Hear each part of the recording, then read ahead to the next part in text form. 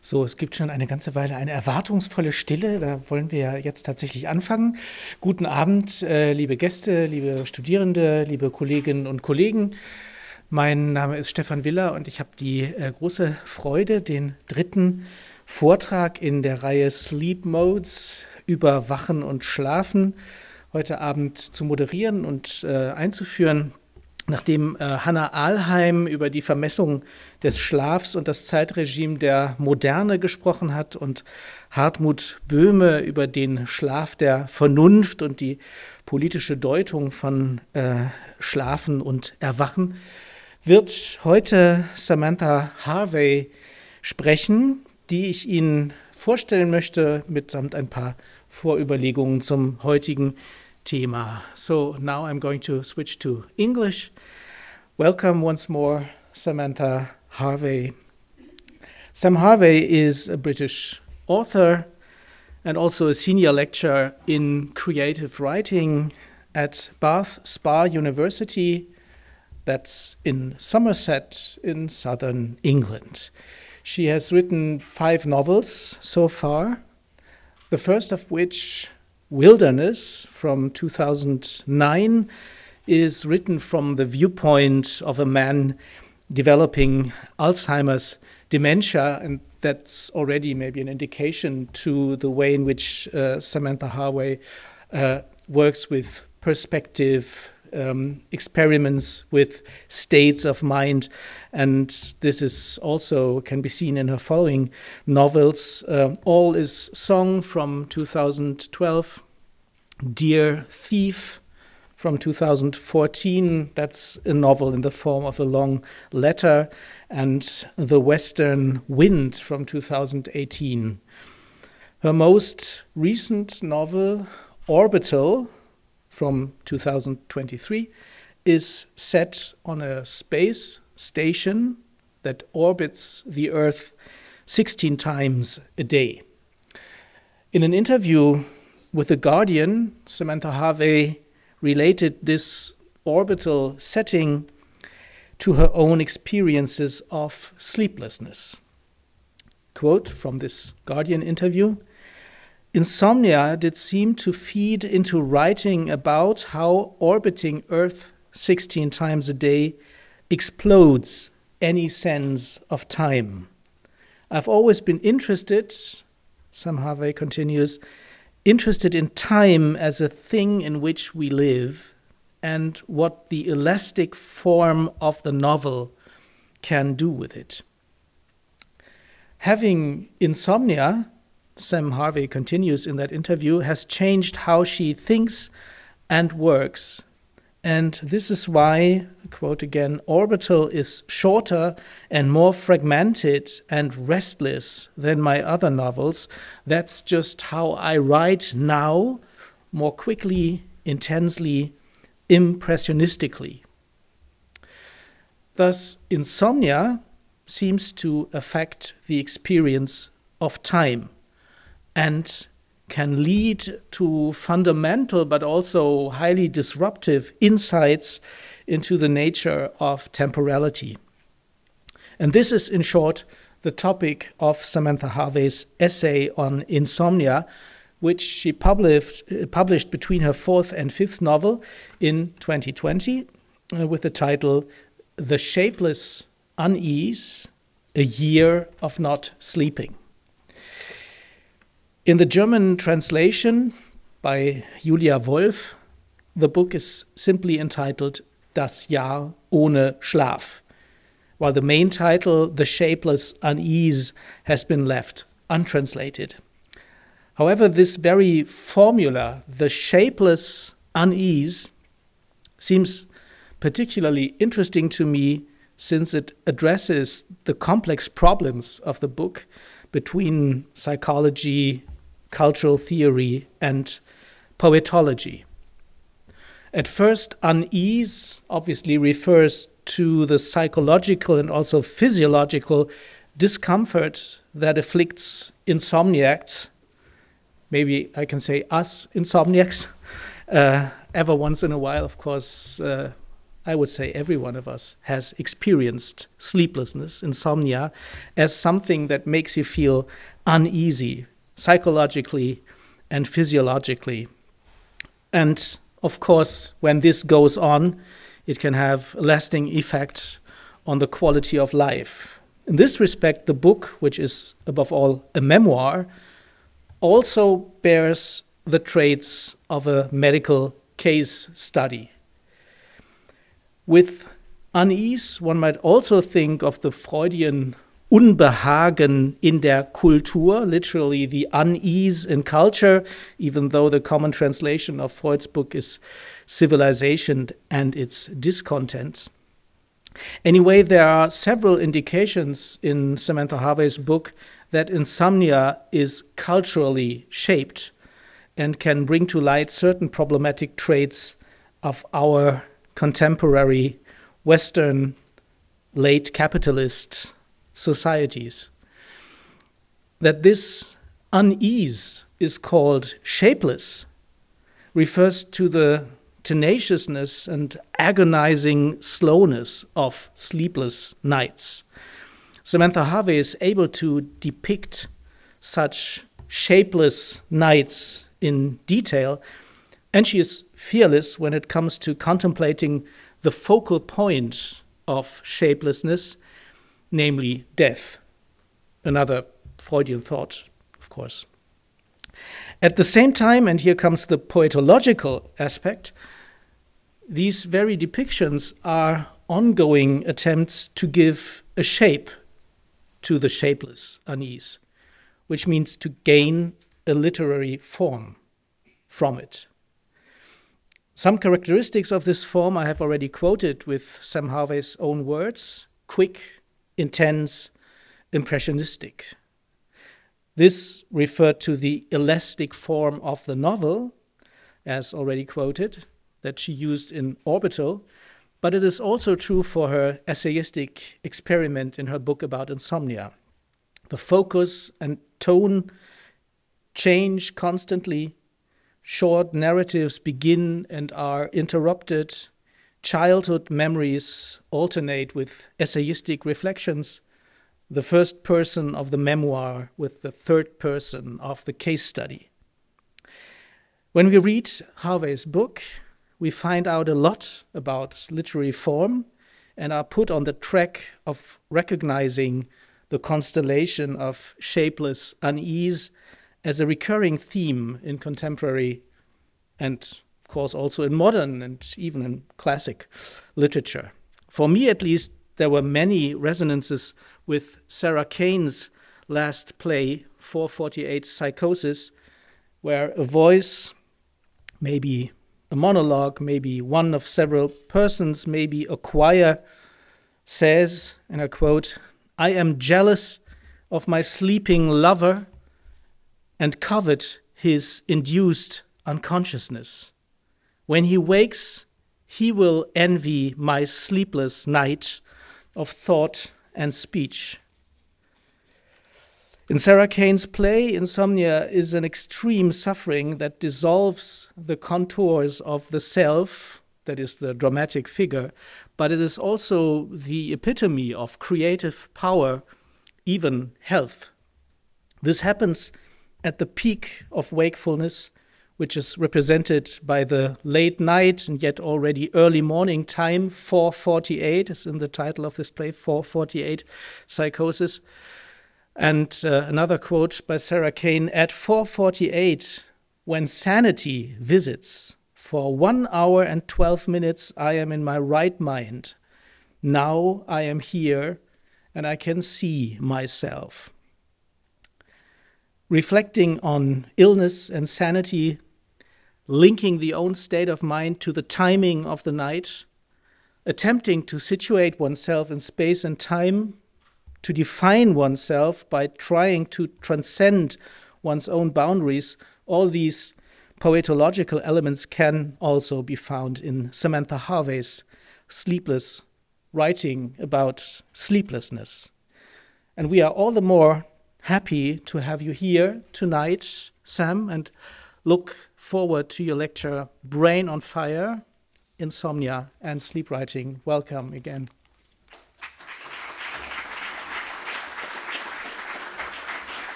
Thank you, Stefan, for that really beautiful, thoughtful introduction. And thank you, everyone, for being here and tolerating my lecture in English. I'm sorry I can't give it in German. I'm very honored to be here. I was just saying to Robert, since I arrived in Berlin yesterday, I have been hungry. I don't know why. I've eaten lots, but Germany makes me hungry. So I apologize for any noises that come from my stomach. So without further ado, I want to put up a slide. I'm going to come back to this, but I thought I would just leave you something strange and rather wonderful to look at while I speak. Okay. I'm going to start by reading 2 or 3 sentences. That's all from my book that Stefan mentioned, The Shapeless Unease, and then I'll go into the lecture. Sleep, sleep. Like money, you only think about it when you have too little. Then you think about it all the time. And the less you have, the more you think about it. It becomes the prism through which you see the world, and nothing can exist except in relation to it. Well, for about 5 years, sleep really was the only thing I could think about. I thought about why it had gone, where it had gone, how I might be able to get it back. I could think of nothing else, which is partly why I ended up writing a book about it. Insomnia, as some people in this room will probably know, is horrible. Sleeplessness feels like an apocalypse of the self, a complete annihilation of the self at times. Mine appeared in the autumn of 2017, like lightning in a blue sky. Until that point, I had been a champion sleeper. And for about 5 years, it was severe. By severe, I mean 3 or 4 nights a week entirely without sleep, about 20 hours of sleep a week as opposed to the more normal 50 or so. I mean extreme anxiety and panic attacks at night, bruising headaches, perpetual eye infections, memory loss. Amidst all of this, I started to write. It was all I could think to do. I started to write in the many periods of sleep deprivation, sometimes at night, but usually it was by day. And I'm a novelist, as Stefan said. And I would say I'm a novelist by trade, which is true, but I think it's more true to say that I'm a novelist by nature. I think in novels. It's how my thoughts best arrange themselves. So I tried to write a novel, and no novel would come. I think my poor, bludgeoned brain just didn't have the bandwidth for the great, complex architecture of a novel. What I wrote instead were fragments that arose from whatever state of mind and body I found myself in. When I talk about having insomnia, people are often surprised to hear me say that being sleep deprived is very energizing. I didn't feel sleepy all the time. In fact, the real horror of insomnia for me was the fact that I didn't feel sleepy at all. It was as if I'd got stuck in a wake mode, unable to switch off. The more tired I became, the less I slept.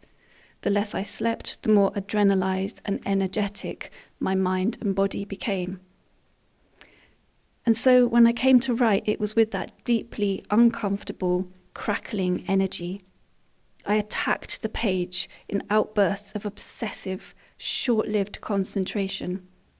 I would become frantically captivated by a particular topic, maybe a memory that had come to me in the night, or a poem, or something I'd heard on the radio, or an anecdote, an image, and I'd write about it in one mad assault on the keyboard until it was done, and then I might never think about it again. My attention span, which is usually quite dogged, had shrunk to almost nothing. It felt like my brain was on fire, an electrical fire that only the blanket of sleep could put out. Eternally wakeful, I had to find ways of living with this fire, of using up as much of its fuel as I could, and writing was the only thing I found that could do that.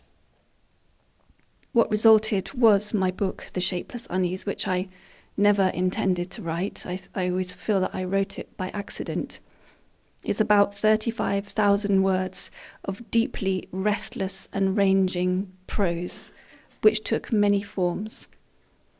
It wasn't so much about insomnia as a simulation of insomnia, I think.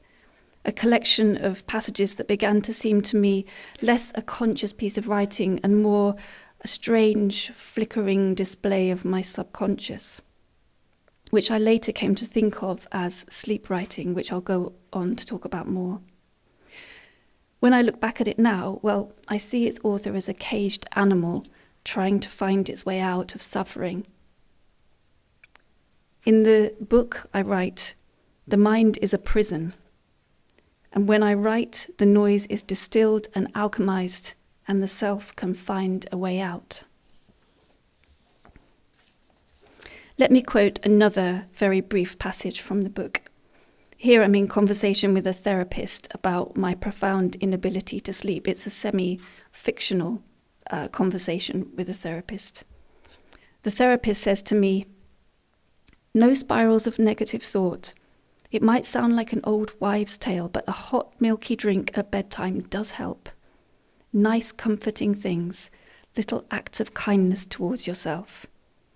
To which I reply, "Does jumping out of a top floor window count as a little act of kindness towards myself?" Interestingly, I've since encountered strangely similar themes in other writers' accounts of insomnia. Here is Ottessa Moschweg in her novel My Year of Rest and Relaxation. "I might jump out of the window, I thought, if I couldn't sleep." And here is Kafka, the archetypal insomniac, in his diaries. "Agonies in bed towards morning, saw only solution in jumping out of the window."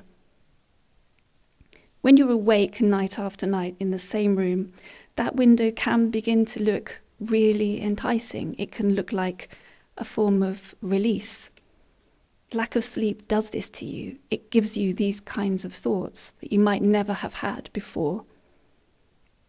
Or I should say, perpetual wakefulness does this to you. Wakefulness gives you this kind of thoughts. The absence of sleep is exhausting and difficult and boring and painful. But the presence of wakefulness is the thing that torments. It's the 24-hour unrelenting presence of your own mind and its increasingly deranged, frightened and electrified thoughts that torments. The French writer Marie Darrieussecq says in her book Pas dormir, "Insomniacs have only one life, alas unending, not two halves of a life." And in one of William Wordsworth's sonnets, sleep is the blessed barrier between day and day. Yes, exactly. Sleep separates the days. It's a fire break. It stops the mind's rampage. Without it, life feels torturous, and of course, sleep deprivation is used as a form of torture. No wonder the urge is to jump out of windows. I've mentioned Kafka and Moschweg and Wordsworth and Darrieussecq. And of course, insomniac writers are not a rare thing. There are loads of us. If you Google insomniac writers, I can tell you there'll be no shortage of results returned. You'll learn that D.H. Lawrence, Sylvia Plath, Virginia Woolf, Leo Tolstoy, Ernest Hemingway, Jean Rhys, Yasunari Kawabata, Charles Dickens, Walt Whitman, Emily and Charlotte Bronte, John Updike, Proust, Emily Dickinson, Joyce Carol Oates were all insomniacs to some degree, and the list could be much longer. But it's no solace to me to know that I'm in good company. And in truth, I have quite limited interest in the suspected link between insomnia and writing, or at least in any causal link. That is, the notion that writers are just too alert and bright of mind to sleep, that insomnia is the price they pay for their exquisite heightened sensitivity. Here, for example, is a quote from an article I found, a ridiculous, hilarious article I found in the Virginia Quarterly Review about writers and insomnia. A vulnerability to insomnia, it says, might well be the trait most commonly shared by serious writers throughout literary history. Not just writers, but serious writers. The insomniac state, it says, might justifiably be considered metaphorical of the writer's rarefied inner world. What is a rarefied inner world? And what, anyway, is a serious writer? Am I one? And if so, and if I were to start sleeping well again, would I then be a less serious writer? Would it jeopardize my rarefied inner world? I have little patience with any argument that suggests writers' minds are just too alert for sleep. I have no patience with it, firstly, because maybe it simply draws the wrong conclusion. Maybe it's not true that a disproportionately large number of writers have insomnia. Maybe we only think a lot of writers have insomnia because they, unlike everybody else, write about it. Secondly, and maybe more fundamentally, the idea that writers are just too alert and bright for sleep is problematic because of what it implies. That is, that there's something dull about sleep.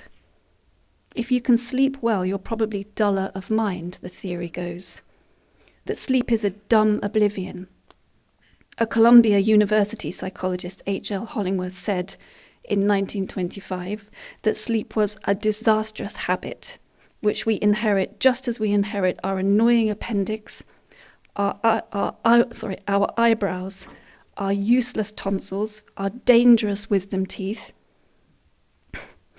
the degenerate muscles that wiggle our ears, and a number of other vestigial traces of our lowly origins.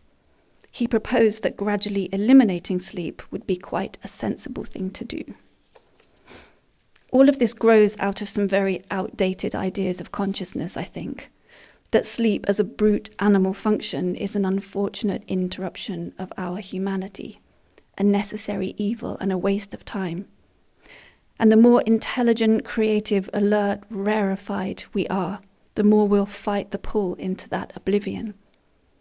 The philosopher Émile Cioran wrote an essay called Man, the Insomniac Animal, in which he argues that humans could be defined as the animal that cannot sleep. It is, he thinks, precisely what makes us human. In Jenny Offill's brilliant novel, Weather, there's a line that I'll paraphrase here. She says, "If you're not an insomniac, you're not paying attention."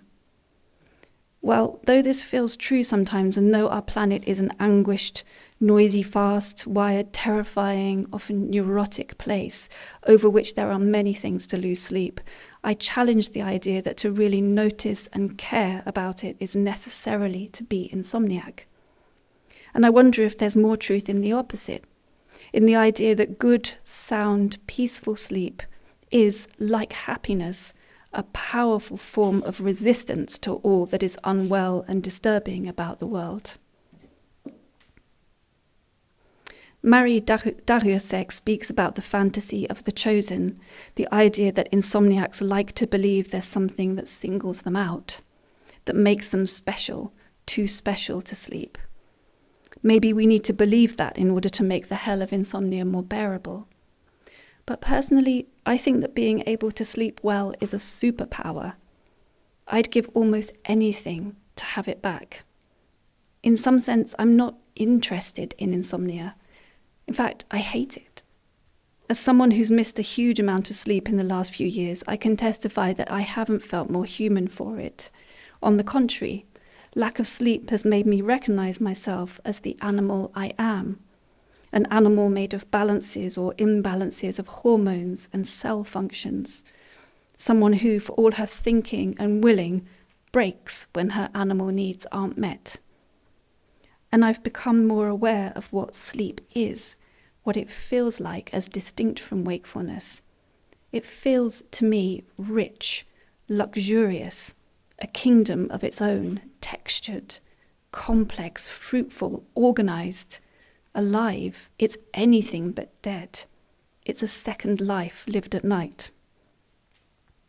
You have only to take prescription sleeping pills to experience dead sleep, and then you know the difference.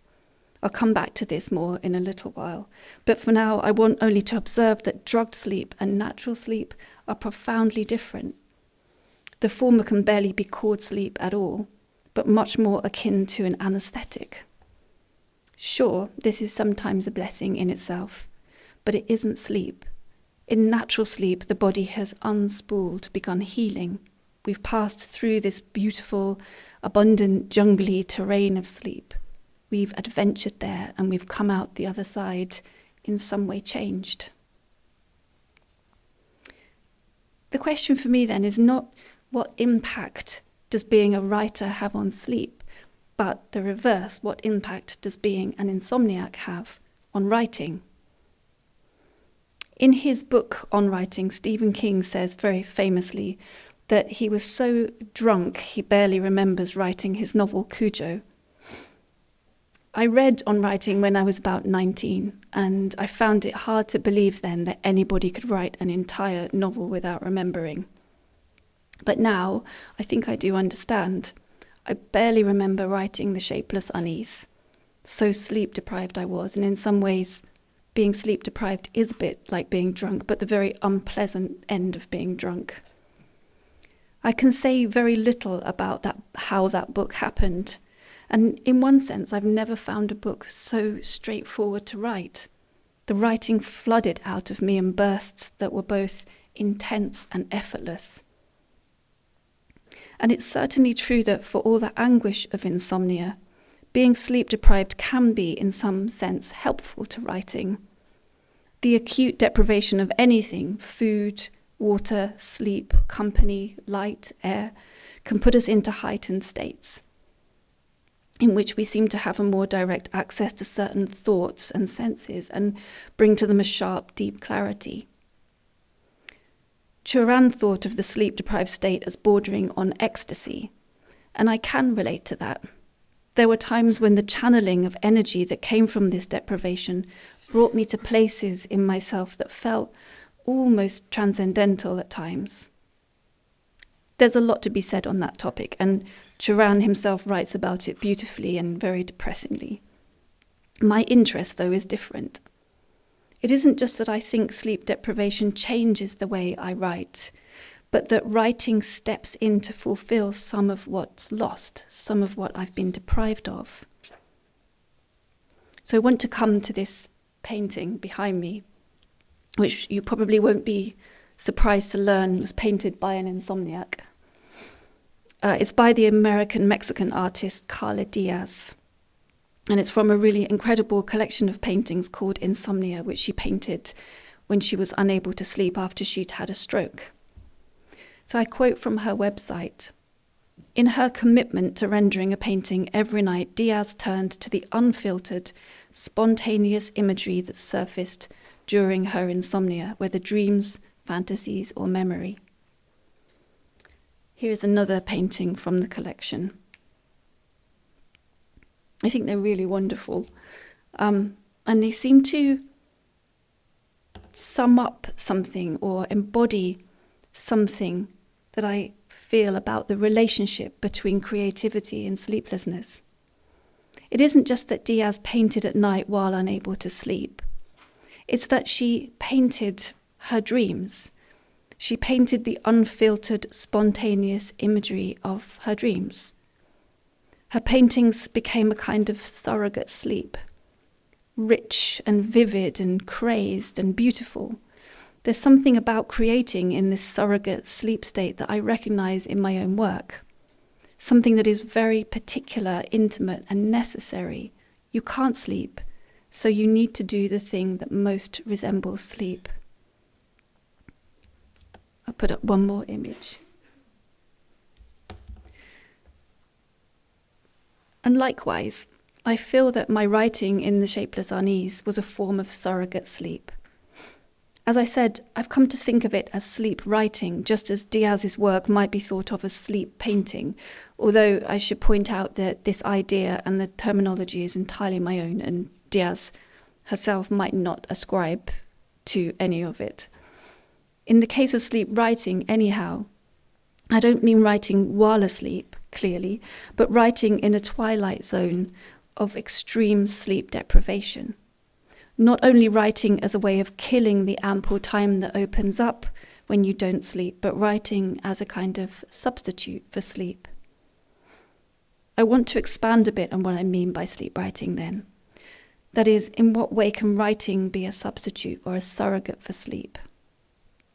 Well, I think in one sense there's an element of restfulness that can be evoked through creativity, which we do know something about through looking at brainwaves.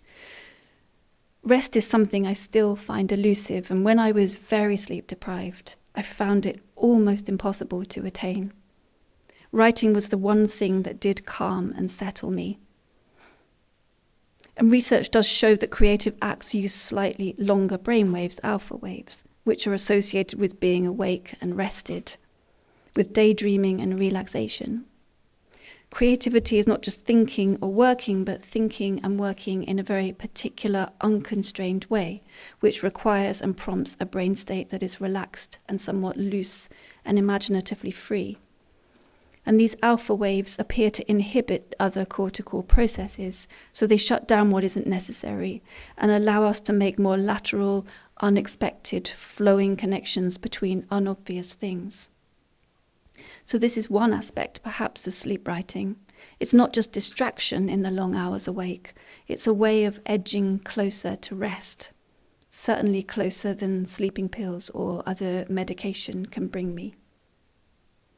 And then, of course, there's the subject of dreams. Whereas novels require some degree of premeditation, even if you're not a great planner, with this book, I never knew what I was going to write until I'd started writing it, sometimes until I'd finished writing it, nor to what end. And once I started writing, I wrote with a single-minded sense of purpose. What I wrote might come out in first person, second person, third person, first person, plural. There's an essay about an indigenous tribe of the Brazilian Amazon. There's a short story about a man who robs a cash machine. There's a fake psychiatrist case report about someone, me, suffering from post-Brexit insomnia, a condition I made up. Not only the content, but the voice and form of what I wrote was as it was. It was non-negotiable. It came as it came. I didn't interfere. I let it do what it wanted to do. It found its own metaphors, its own forms, stories, references. The process of writing felt to me much more like dreaming than scheming.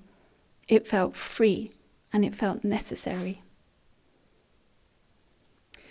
And so much has been said, unwritten, about the connection between creativity and dreams, and there's nothing I can say that would be truly revelatory, but there is an observation, or a couple of observations I can make about dreaming and REM, so rapid eye movement sleep, that might articulate a little more what I mean by sleep writing.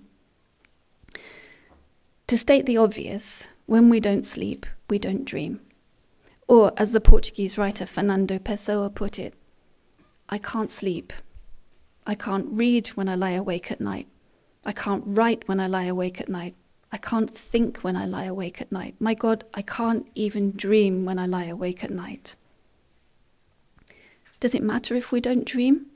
Aren't dreams just an ornamentation, an interlude in the serious business of sleep? Well, although dreams remain quite mysterious, there are some fascinating things we do know. We know, for example, that REM sleep, the sleep in which dreaming happens, is very unlike deep sleep. In the most active REM sleep, the cerebral cortex lights up. It looks like that of a waking brain. It's not at all restful. It's even been suggested that we shouldn't think in terms of two states, waking and sleeping, but instead in terms of three, waking, sleeping, and REM, where REM sleep is a third state of consciousness. To me, this is really fascinating. It's not only that it's a third state of consciousness, perhaps, but that we need it. There was a very famous sleep study carried out in New York in 1959, in which a DJ called Peter Tripp decided to stay awake for 200 consecutive hours to raise money for charity. So 200 consecutive hours is 8 days and nights without sleep. He did it. But as the days wore on, he showed increasingly strong signs of psychosis. A desk drawer in the hotel room appeared to him to burst into flames when he opened it. He thought the researchers were trying to poison him and trying to send him to prison. He became terrified and aggressive. On the final day, lying down for an examination, he thought the researcher was an undertaker and was trying to bury him alive. But by the end of the 200 hours awake, he slept, and instead of falling deeply into restful delta wave sleep, he fell almost instantly into REM sleep and began dreaming. What followed was one of the longest and most active REM sleep periods scientists had ever recorded. It was only after this REM cycle had played itself through that Tripp fell into deep, restful sleep. He had a lot of sleep to catch up on, but it was as if he had a lot of dreaming to catch up on first. Since this study on Peter Tripp, multiple other studies have delivered the same results. This suggests that people who've been very sleep deprived build up an REM pressure that has to be released, because it suggests that the human brain needs, at least in the short term, to dream more than it needs to rest. But why? Well, we still don't know. For a long time it was thought the answer has something to do with sanity, that there's a connection between dreaming and sanity, and conversely between not dreaming and insanity. That we dream in order to process thoughts, sensations and feelings which, if left unprocessed, would drive us mad. Tripp's 200 hours awake gave support to this thesis. He slept afterwards for 22 hours, and when he woke up, his signs of psychosis were completely gone. Actually, though, that hypothesis was never proven.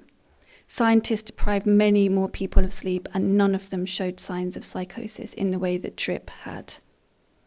Perhaps his experience was just anomalous. Interestingly, and sadly, Tripp went on later in life to develop psychosis. Perhaps his hallucinations and so on during that wake-a-thon were precursors to an incipient psychosis, catalyzed by the stress of sleep deprivation, but not caused by it. We can't know. To me, though, establishing a connection between dreaming and sanity isn't the interesting or necessary bit.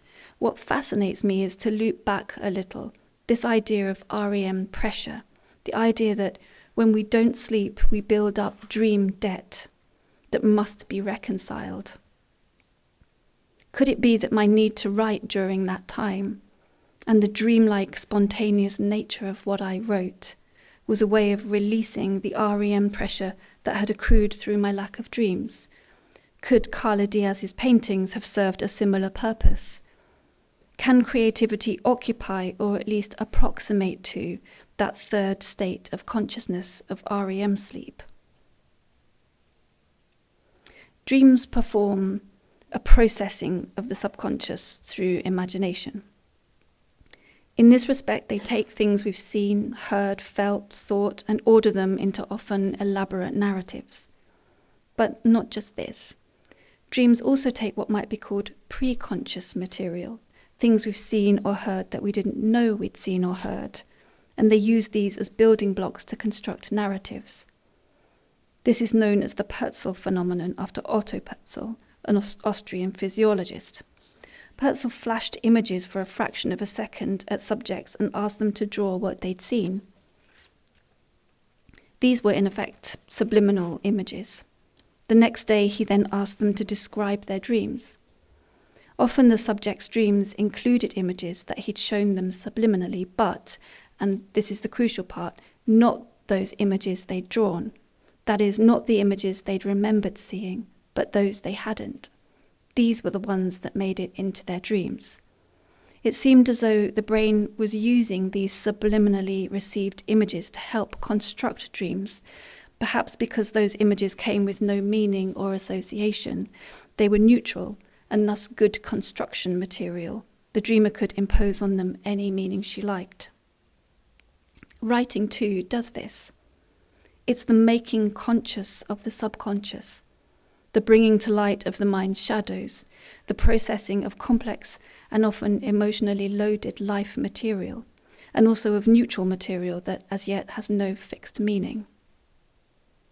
Maybe this is why in The Shapeless Unease, I kept finding my mind temporarily transfixed on random things not at all attached to my experience, the Amazonian tribe, for example, or a line of poetry, or that story about cash machine crime, which came from I don't know where, and then using these to riff, sometimes at length, on autobiographical matters. In my entirely fictional short story within The Shapeless Unease about this man robbing a cash machine, I noticed elements from my own childhood appear. A candle holder on the fictional man's fictional table, on the man's shelf a statue my dad had once had, a piece of music my mum liked, and of course, none of this is revelatory. Writers often use elements from their own lives in their fiction.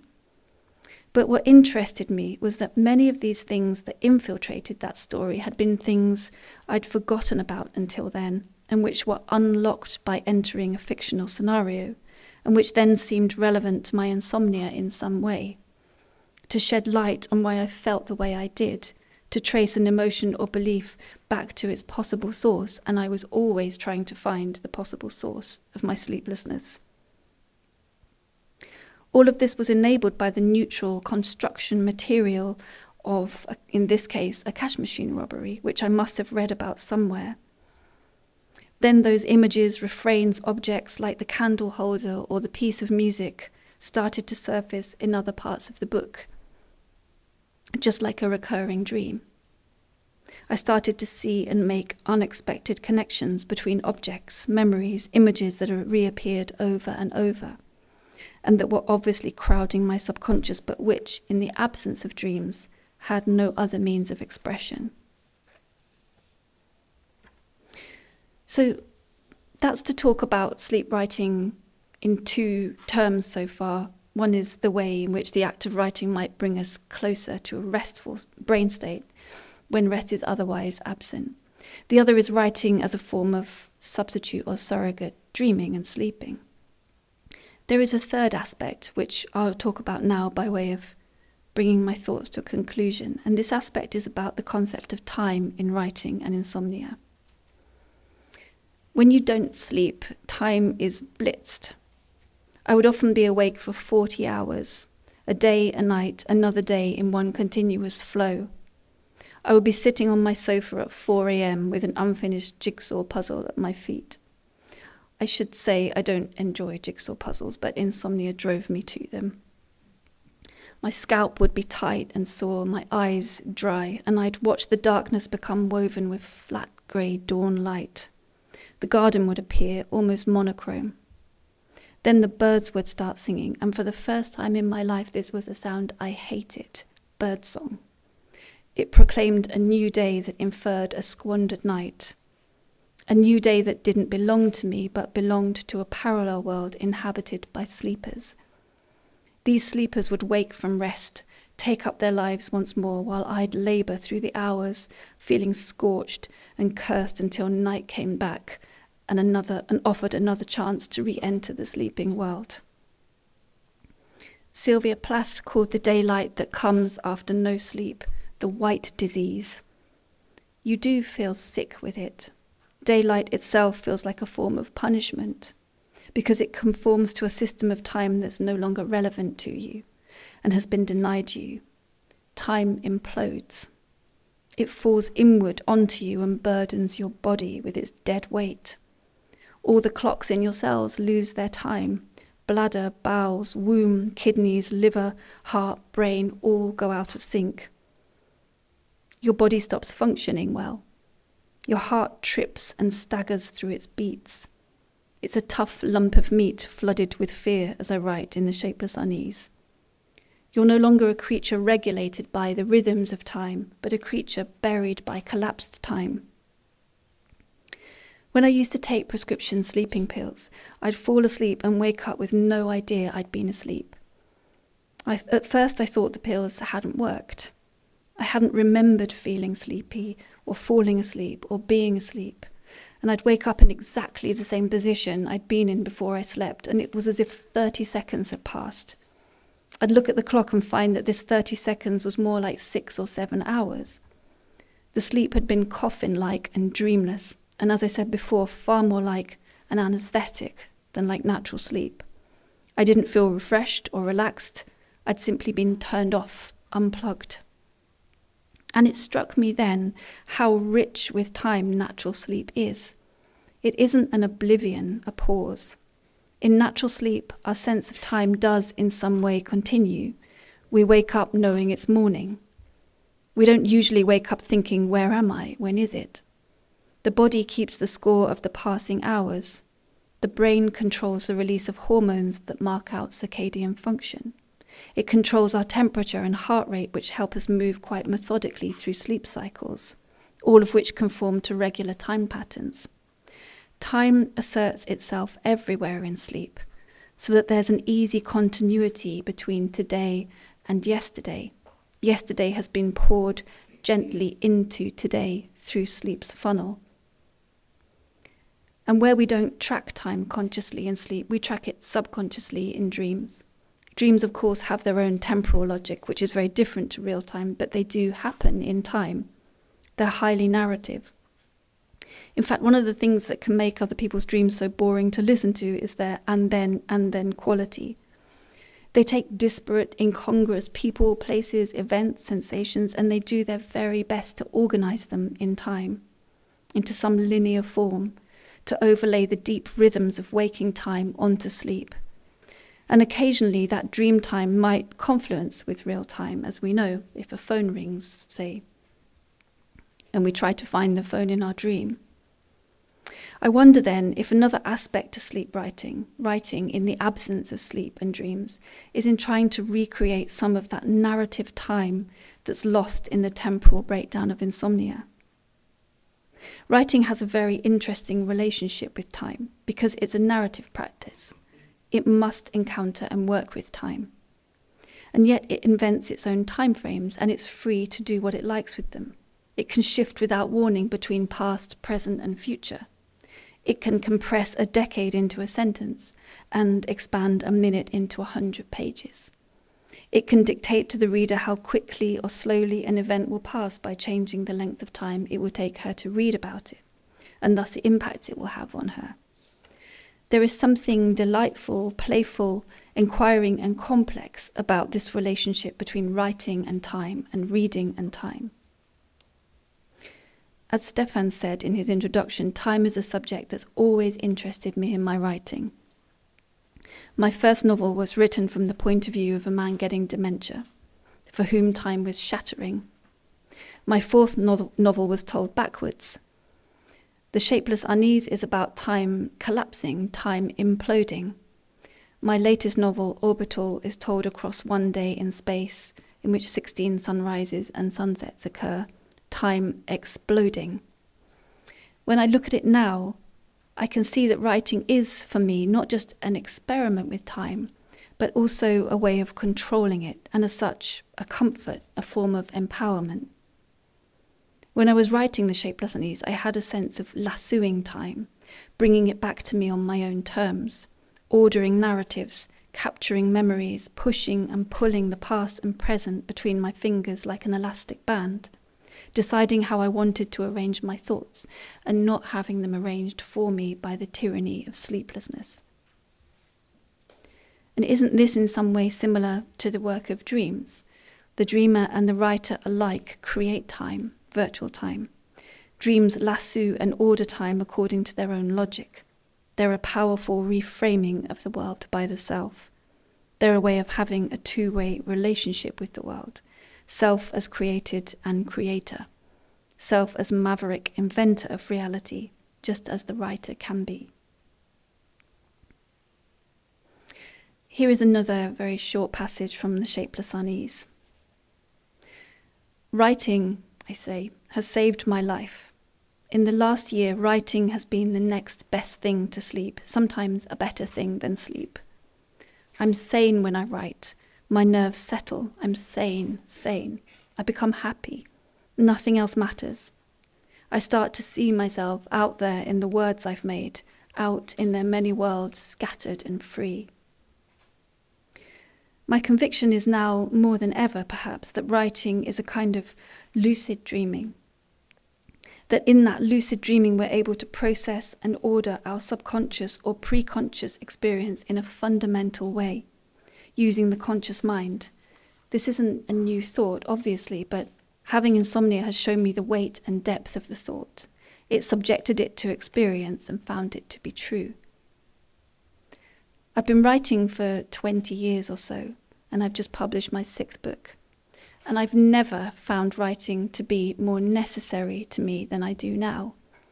I've always loved writing, but now, since having had insomnia, it's an urgent, involuntary and essential practice I couldn't live without. In his writings in A Symbol of the Self, Jung said very famously that we have to bring to consciousness what's in the unconscious. Otherwise, it appears in the world as fate or as random chance.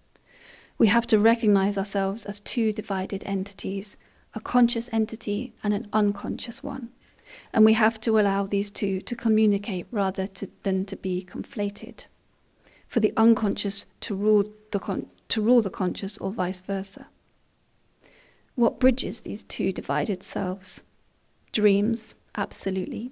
Creativity, absolutely. Once we've seen ourselves walk across this bridge, we cannot stop wanting to walk across it, I think. This is what writing The Shapeless Unease was for me watching myself walk from my unconscious self to my conscious self and back again. It was a way of me guiding the journey between the 2. Towards the end of his wonderful memoir, Darkness Visible, William Styron describes the beginning of his ascent out of a period of depression that had almost killed him. I have this quote here. By this time it was early February, he writes, and although I was still shaky, I knew I had emerged into light. I felt myself no longer a husk, but a body with some of the body's sweet juices stirring again. I had my first dream in many months, confused but to this day imperishable, with a flute in it somewhere and a wild goose and a dancing girl. As Styron sees this dream as a kind of coda to his suffering, so too did a dream come to me that seemed to symbolize a path out of my own suffering. That dream ends my book, The Shapeless Unease, and it will end to this talk. I've got it here. A dream of a huge wave. Standing with my mother on the seashore, and a wave comes, and before we know it, it's the size of 2 houses on top of each other. So we cling to one another's arms, and I open my mouth, but no sound comes out. The wave arcs over us, and as it does, its inner surfaces turn into metal panels, so that we're now effectively in a huge domed room which creaks under the weight of water like a submarine. Its great rolling barrel shifts over us. When it passes, we walk out the other side, dry, into open air. Thank you.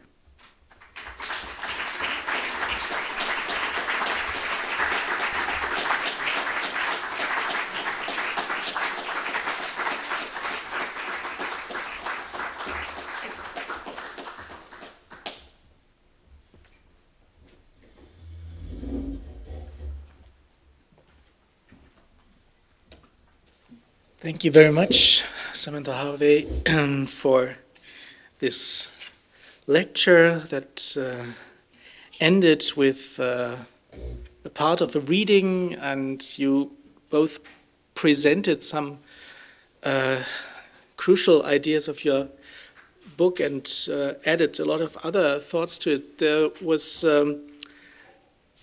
an ongoing refrain or recurring subject that struck me, and that's the role of the animal. it has many different sides to it, I think. So at the beginning of your talk, I think it was when you compared the sleepless mind to an animal in a cage. You also mentioned the animal body function of sleep, like the just only brute animal function. And by contrast, you quoted Cioran, who says that sleeplessness makes us human. So then here the animal is the part of us that is only capable of sleeping. In the book, and it's even on the cover of the original version, which is quite strange when you just see the book. There are tigers on the cover, and that's kind of a motif that you are lying in bed, sleepless, and afraid or in a state of fear, which is at the same time a state of sorrow, and then you try to distinguish one from the other, and the idea is, well, that's it's not fear. It's not as if a tiger were there. Then say, yes, there is a tiger. There is a tiger. So the tiger is also the epitome of the threat of sleeplessness. So that's quite different ways of making sense of the animal part of sleep and sleeplessness. Maybe you can add something to that, or maybe comment on this.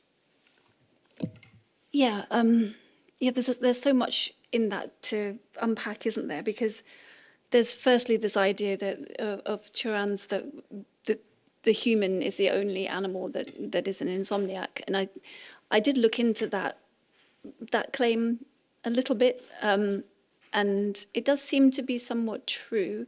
I mean, other animals do struggle to sleep, but if there is a direct threat to their safety, then some animals will not be able to sleep.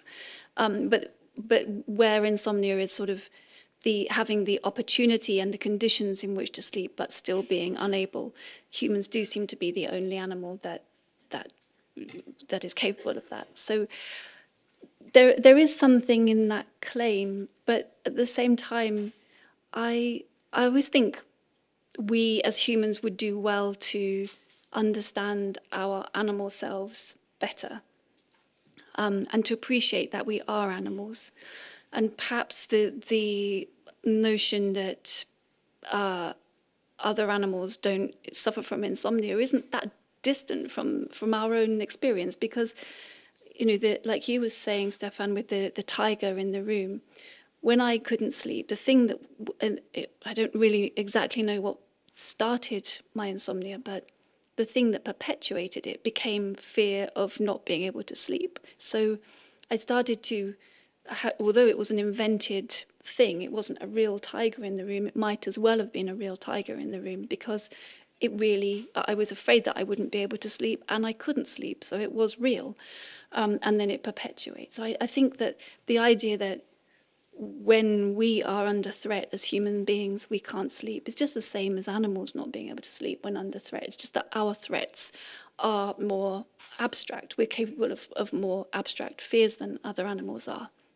I think that appreciation of oneself as an animal was very vivid to me when I was very sleep deprived. I felt my animal self very strongly. All the things that I thought were integral to me, my ability to be able to think my way through or out of anything. You can't think your way out of insomnia, in fact, it just feeds it. So this very kind of human response to problem solve and to think is the inappropriate response. So I started to understand myself as an animal that was in fight or flight, and to realize how close we all are to that state, no matter how sort of rational we think we are. And I would tell myself it's irrational to be afraid of not being able to sleep, because that's the very thing that is making me not be able to sleep. But for all that I knew, it was irrational. I couldn't stop doing it. So I think this whole sort of idea of animal life, humans as animals, is very, very interesting, has become more and more interesting to me. Mm-hmm, mm-hmm, yeah.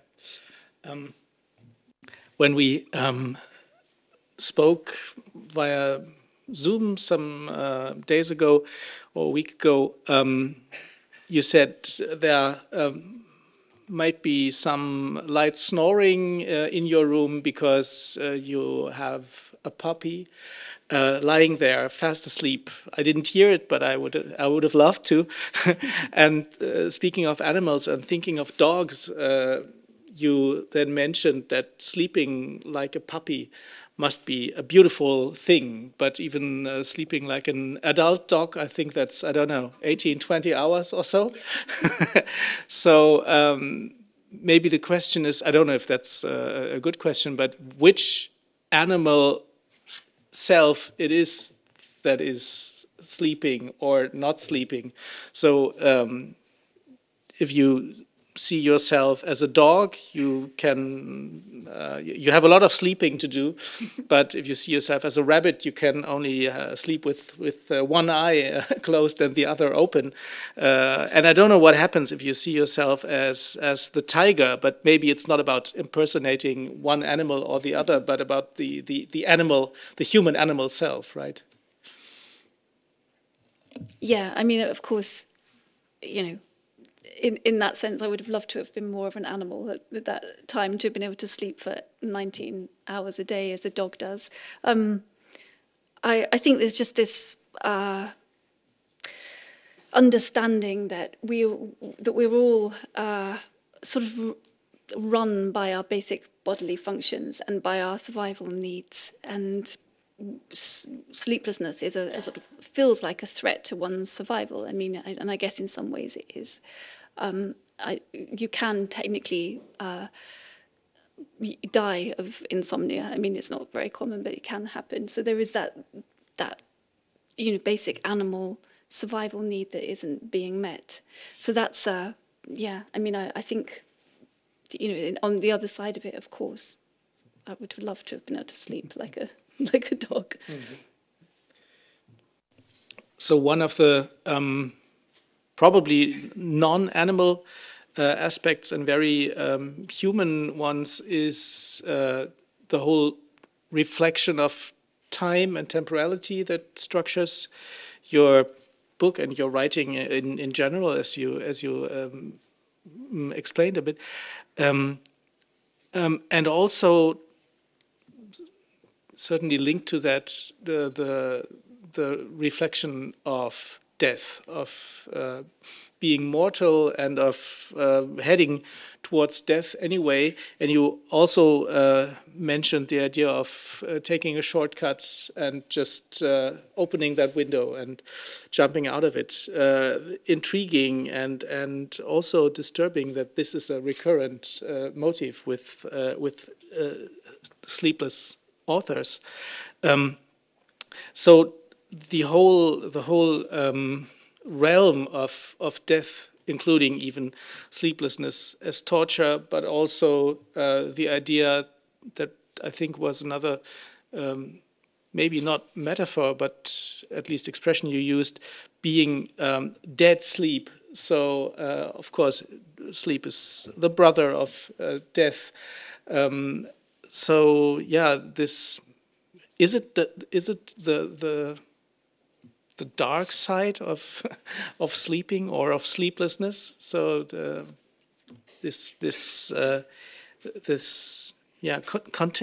constant thing is the book starts with a very intense reflection about the death of a relative and the idea of this cousin rotting in the grave, and that's it's as a starting image, it's very strong, and at the same time, well, this is about sleep or insomnia. Why the coffin? Why death so strong?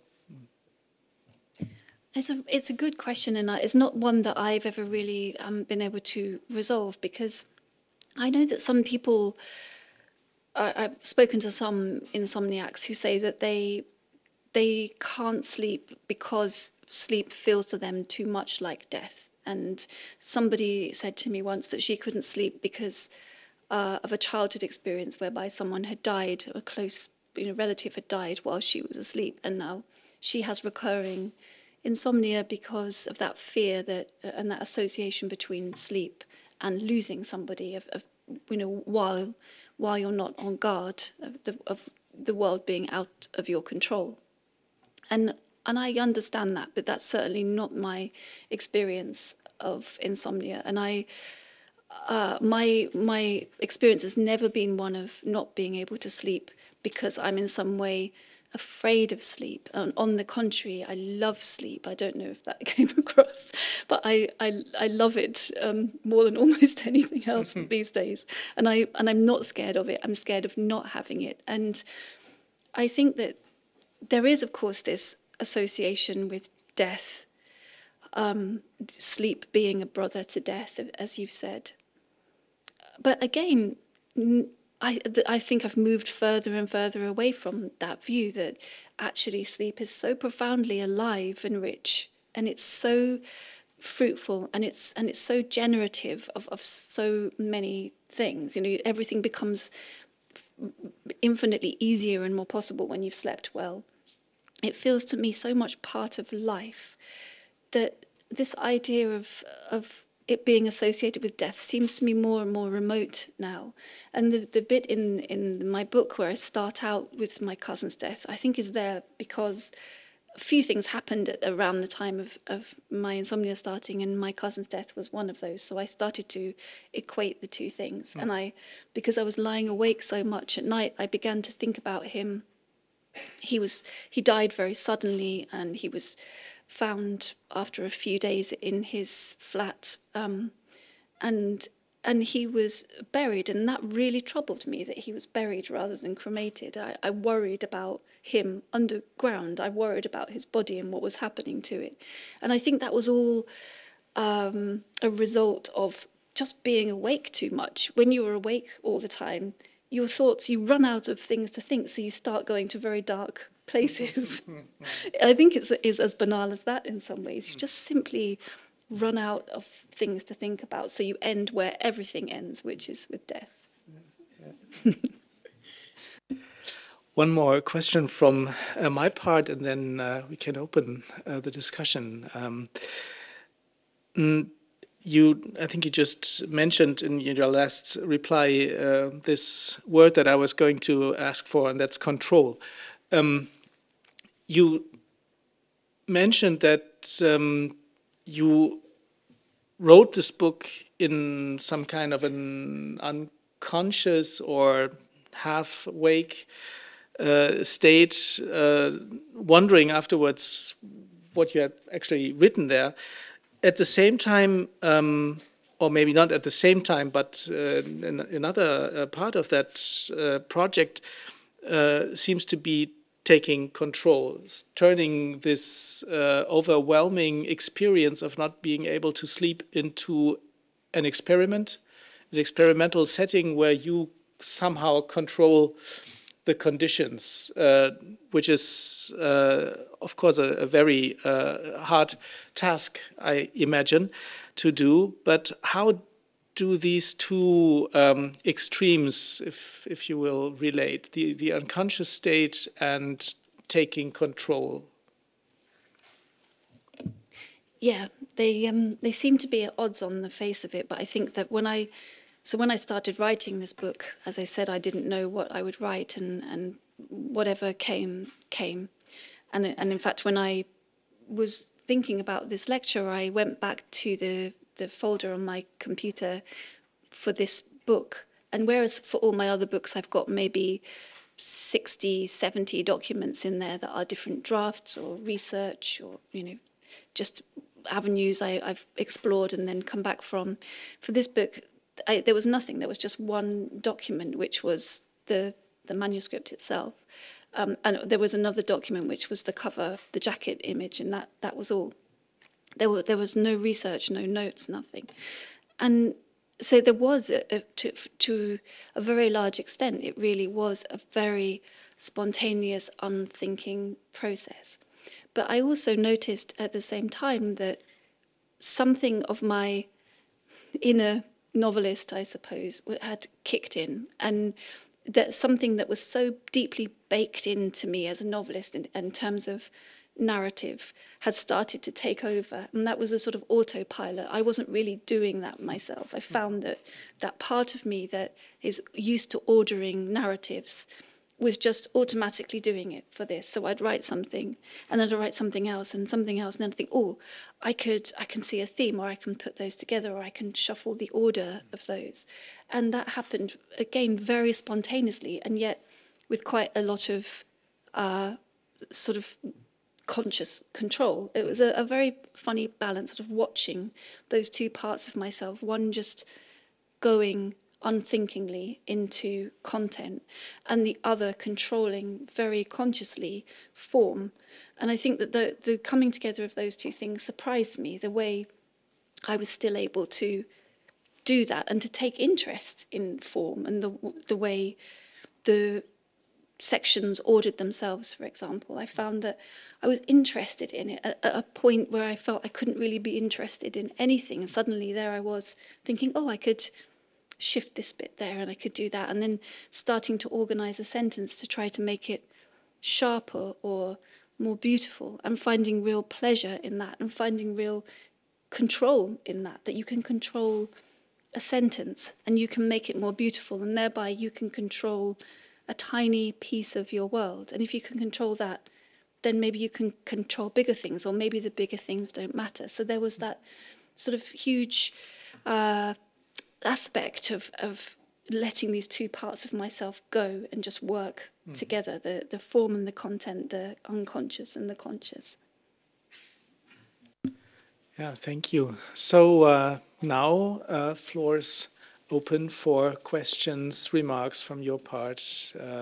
Anything you would like to ask? Yes, please. And questions can also be asked in German. I would then do my best to translate. Hi, thank you so much. I will ask the question in English. Out of personal experience, I'll struggle to fall asleep. I have this observation, and many writers and especially cinematographers do that when they're working on a bigger project, just before falling asleep, they have like the best ideas, or suddenly, for a very, very short period of time, everything becomes very, very clear, and you kind of, oh, now I know. And there is this 2 minutes of time that you have to write it down before you fall asleep. And the next day you can't actually remember what it was and why it was so clear, but the thing that you've written actually makes a lot of sense. And I wanted to ask you, during your hours and like very, very long periods of insomnia, did you have an experience of this short period of time of absolute clarity, or specific regularities that during the times, I don't know, midnight, 6 a.m., 3 p.m., that specific patterns of thoughts reappeared? I was just curious. Thank you. It's a really good question. Thank you. So the book is organized, and this came sort of at the last minute. I didn't write it with this in mind at first, but it's organized as sort of almost hour by hour through the night. So it starts at midnight, and then we go on to 1 o'clock and through to 7 o'clock in the morning. So it's a kind of chronicle of an entire night awake. That wasn't my intention, but I found that there were certain types of thoughts I was having at certain times of night, always. There was that cycle, as you described. I'm not going to pretend that they were great thoughts. They weren't often very fruitful. I did sometimes think about writing or about ideas. Most of the time, it was much more mundane than that, or it was much more obsessed with sleep and whether it was going to happen, and watching the sort of likelihood fall by percentage as the hours went on. But you're right there. Each part of the night has its own quality and its own sort of generates its own type of thoughts. I certainly found that. So they were, around about 3 or 4 o'clock, then I would get really angry, and I would really, that's when I would be most likely to panic and start to feel angry. And then by about 6 or 7, it would be more a sense of defeat and just, this isn't happening, almost a relief because the night's over and I can get up and it's done. I don't have to try anymore. But I tried often to write at night and I just couldn't. Nothing would come. I think I was holding on to a sense of myself as a good sleeper. If I pretended to be a good sleeper by just lying in bed all night, maybe I could fool myself. It never, of course, worked, but I could never get up and do something else. I felt too depressed, and it's a shame that I couldn't do that because there were all those hours of the night that I could have used, but nothing would come in those hours.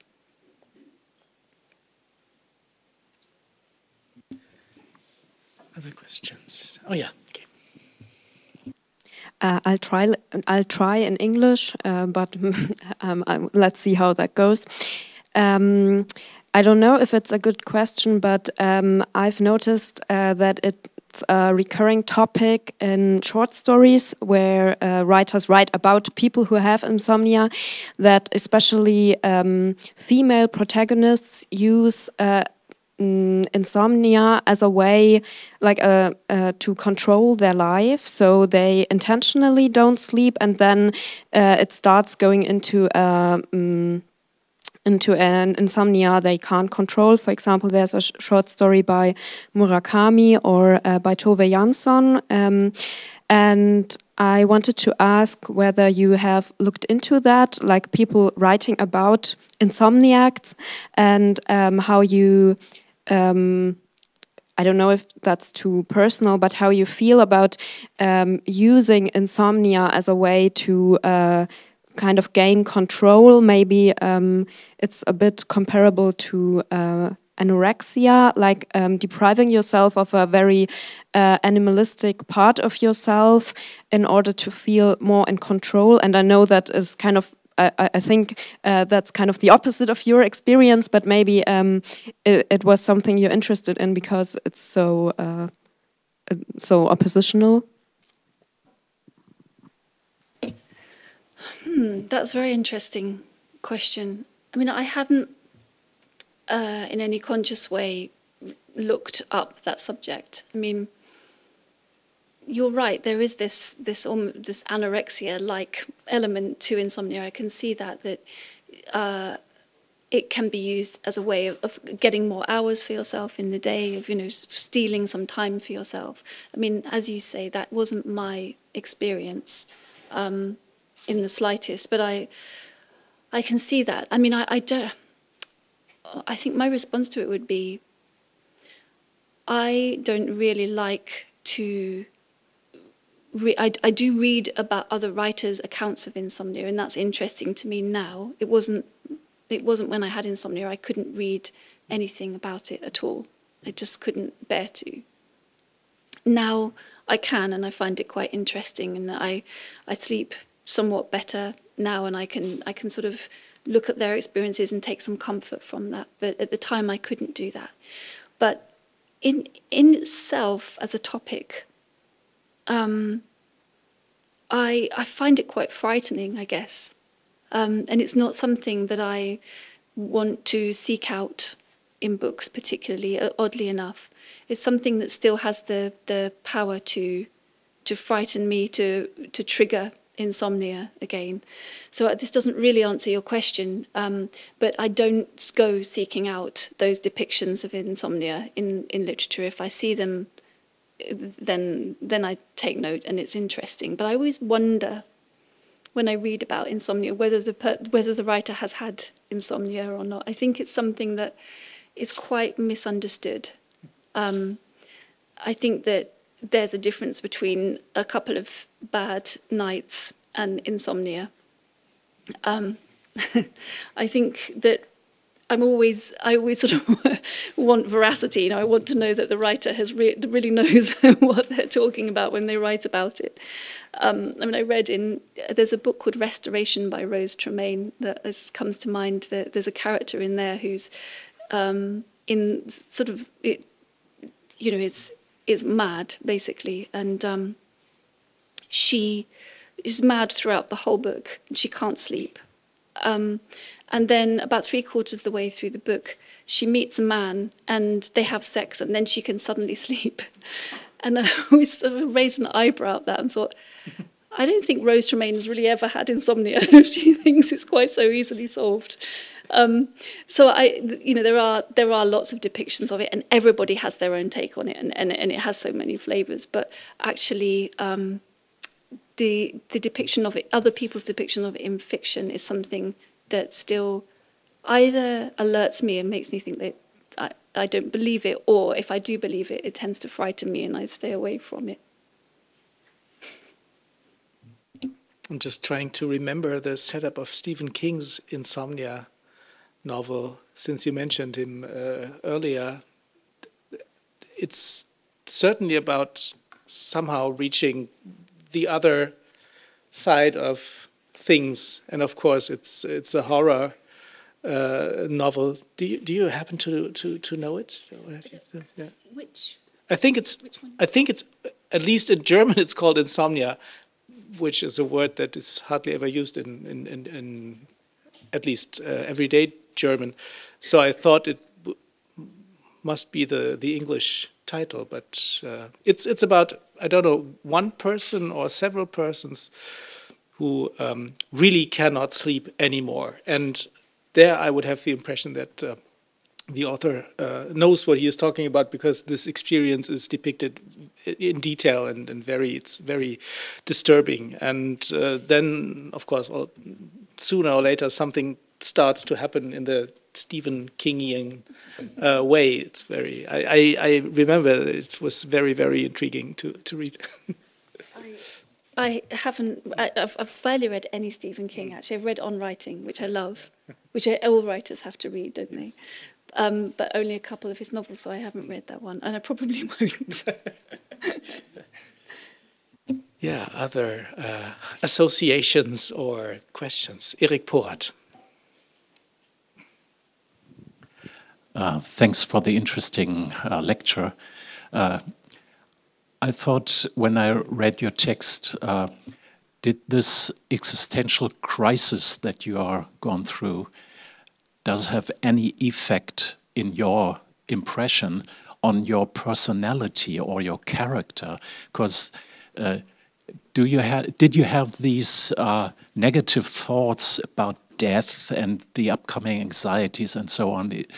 Was that something you had already in your life before this experience of insomnia, or and insomnia just kind of adopts them, or was it a production of this exceptional state? I think it was the former. So I think those dispositions were already there for me. I mean, I always sort of look back and think of my pre-insomnia self as a perfect being who didn't have any anxieties, any worries, just slept well, was a completely balanced individual. But of course, that isn't true. And when I look back at some things that I've written, both in novels and in diaries and so on, I can see that these preoccupations, these fears, anxieties, have been there probably all my life. And I think the difference is that insomnia, or sleep, acts as a shock absorber, I suppose. So when you sleep well, all of those things that in the day might worry you seem to dissolve at night, and you wake up and it's a fresh roll of the dice and you get to start again. And it's not that those things have gone away, but you've had a break from them and you can see them differently in the morning and so on. And when you don't have that, when you don't sleep and there's no shock absorber, then they accumulate and they suddenly become much more important and much larger in your life. And I think that's the real difficulty with insomnia. What makes it so intractable is that all of those quite normal, in any case to me, normal tendencies to think about death or loss or whatever, to think about time, which I did a lot and still do, the way time impacts on us and the strangeness of that, and all those thoughts that I always had. I think that it's quite normal to have that, but when you don't sleep, they become inflated out of all proportion, and you do lose the sense of proportion. And so I think that it's sort of taking those things that were already there in you, those fears, and just exaggerating them and seeing them writ large and not being able to escape them. And at night, we all know that, at 4 a.m., that's when bad things happen in your mind for all of us. And when you're awake at 4 a.m. a lot, then all of those things that were there before that used to just slightly worry you now become horrors. And so it's a self-perpetuating problem completely. We can take one or two more questions if there are. Yes, please. Thanks. I wonder, I imagine that your insomnia hit you rather unprovoked. Are there common triggers or causes for insomnia? I had a friend once who lost someone who was dear to her, which kept her from sleeping for several months. Are there other such events that can cause insomnia, or does it often also just happen for no specific reason that can be easily pinpointed? So do you mean generally are there things that tend to cause it, or in my particular case, generally? I mean, generally, yeah, I see, you're right. Often grief is a catalyst for it, I think. I mean, in my case, I still don't really know what caused it, but because prior to having insomnia, I'd never really had a sleep problem. I am from a family of insomniacs, and I was the only person in the family who could sleep. And then it sort of struck whether that was something to do with it, whether I sort of just learnt from them that insomnia was something that was possible. I don't know.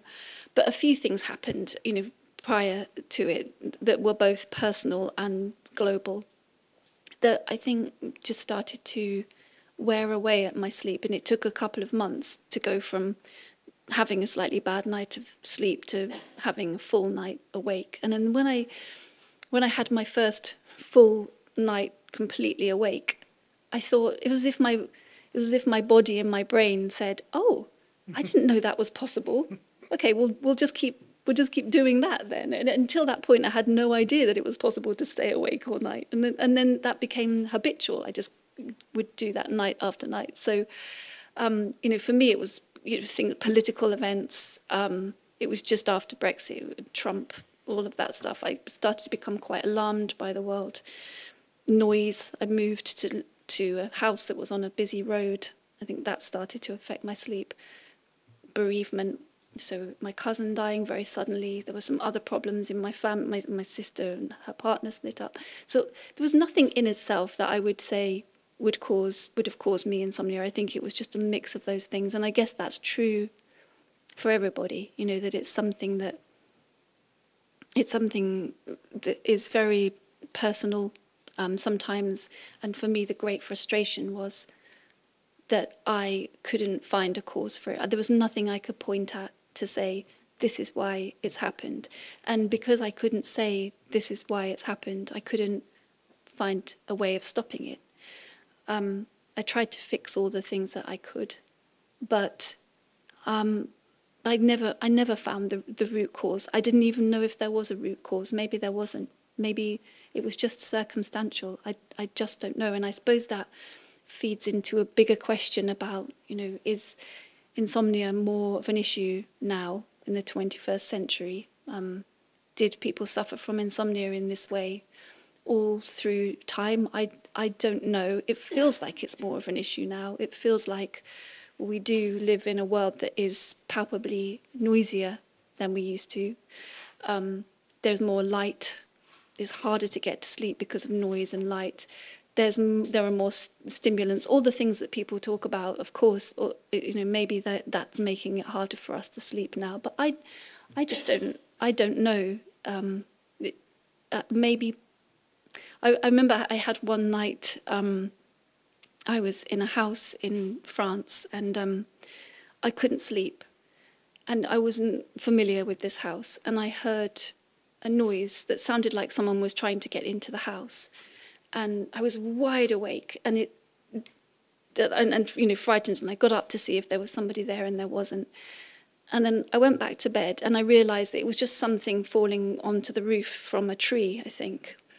And once I realised that, I fell immediately to sleep and slept better than I had for a long time, as if there was something about having had a real fear to deal with that allowed my mind to switch off. And so I do wonder, perhaps in a very conjectural way, whether, because we don't really have that many real close survival fears anymore, we generate far more abstract fears, and those can be the kinds of things that keep us awake, that stop us being able to let go and go to sleep. I don't know, is my theory. Last question, please. Thanks. Thank you very much. Maybe it's a strange question, but I wonder if the publishing of your book was releasing for your problems of sleeplessness, or did it change anything about it? Yeah, it's a good question. I think a lot of people, so when the book came out, a lot of people just assumed that was it was done. So I just didn't have insomnia anymore.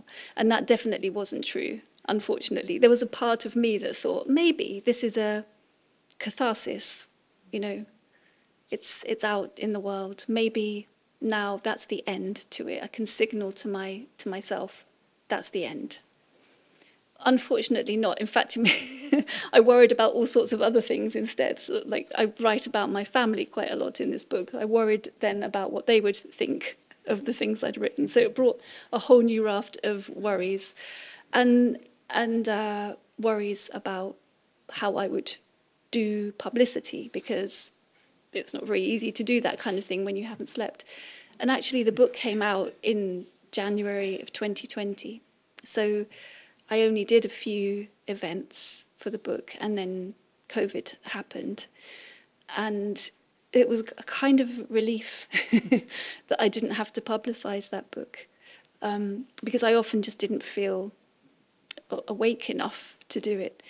But it didn't, I think something did change for me when the book came out. I think that it helped in that I think other people could see by reading the book what I was talking about when I said I couldn't sleep, and I think it helped other people to understand.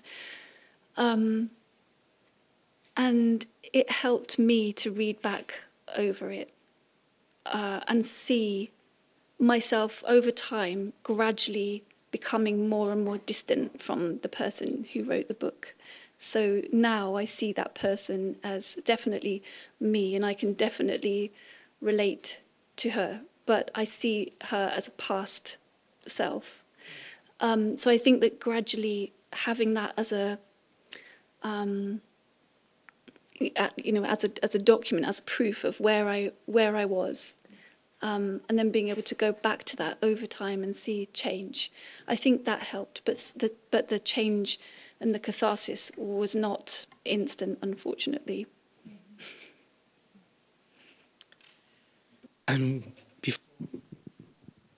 Before we thank Samantha Harvey again, I would like to make a short announcement for the fourth and last lecture in this series.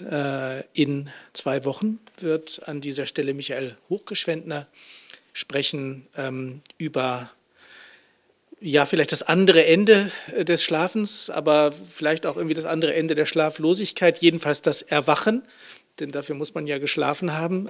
Das Erwachen im politischen Sinne, einschließlich der Wokeness. Der genaue Titel ist mir leider gerade nicht im Sinne, aber Sie haben ja alle die kleinen Flyer auf Ihren Plätzen und können es dort nachsehen. Auf jeden Fall sehr empfehlenswert, auch zum Abschluss dieser Reihe noch einmal hier vorbeizukommen. And now, thanks again, Sam Harvey.